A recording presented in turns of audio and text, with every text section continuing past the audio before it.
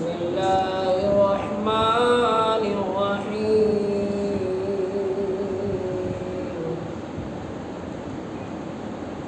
فاصدع بما تؤمر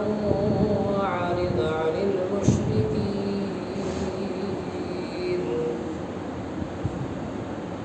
صدق الله العظيم۔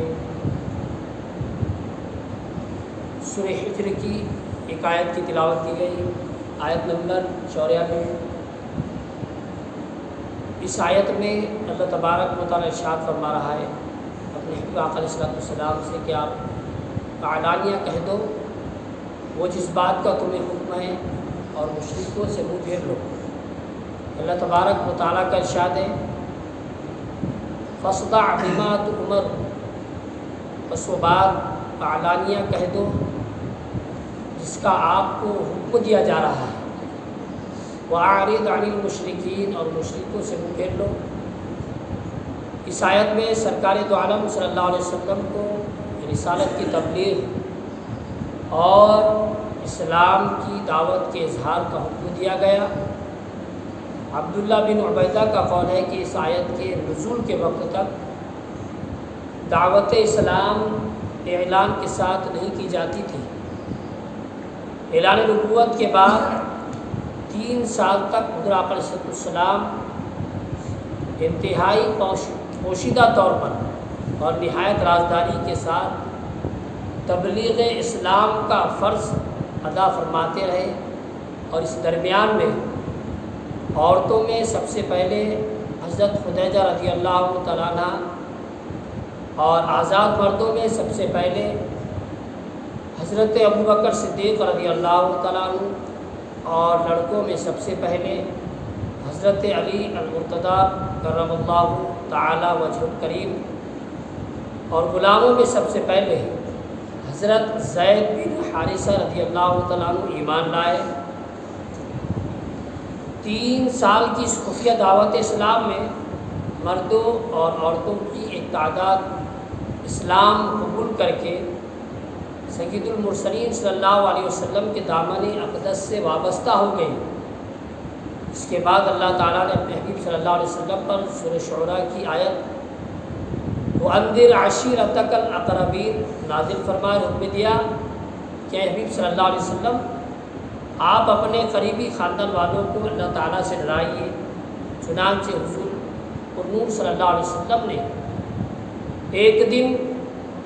کوہ صفا کی چوٹی پر چڑھ کر قبیلہ قریش کو پکارا۔ جب سب قریش جمع ہو گئے تو آپ صلی اللہ علیہ وسلم نے فرمایا اے میری قوم، اگر میں تم لوگوں سے یہ کہہ دوں کہ اس پہاڑ کے پیچھے ایک لشکر چھپا ہوا ہے جو تم پر حملہ کرنے والا ہے تو کیا تم لوگ میری بات کا یقین کر لو گے؟ سب نے یک زبان ہو کر کہا کہ ہاں ہاں، ہم یقیناً آپ صلی اللہ علیہ وسلم کی بات کا یقین کر لیں گے، کیونکہ ہم نے آپ صلی اللہ علیہ وسلم کو ہمیشہ سچا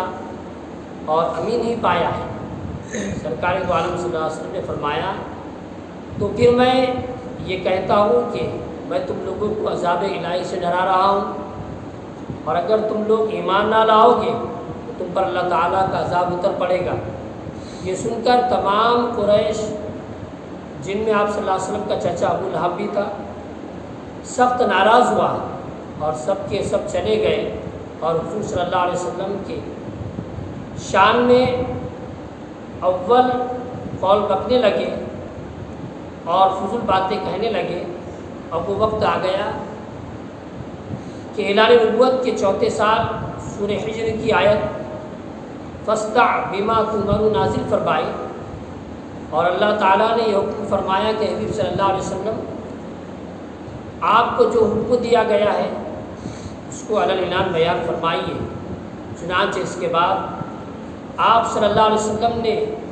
علانیہ طور پر دین اسلام کی تبلیغ فرمائی اور شرک اور بت پرستی کی کھلا برائی بیان فرمانے لگے، اور تمام قریش بلکہ تمام اہل مکہ بلکہ پورا عرب آپ صلی اللہ علیہ وسلم کی مخالفت پر کمر بستہ ہو گیا اور حضور صلی اللہ علیہ وسلم اور مسلمانوں کی ایذا رسانیوں کا ایک طویل سلسلہ شروع ہو گیا۔ وعارض المشرکین، یعنی حبیب صلی اللہ علیہ وسلم آپ اپنا دین ظاہر کرنے اور اپنے رب عز و جل کی رسالت کی تبلیغ کرنے پر مشرکوں کی طرف سے ملامت کرنے کی پرواہ نہ کریں اور ان کی طرف متوجہ نہ ہو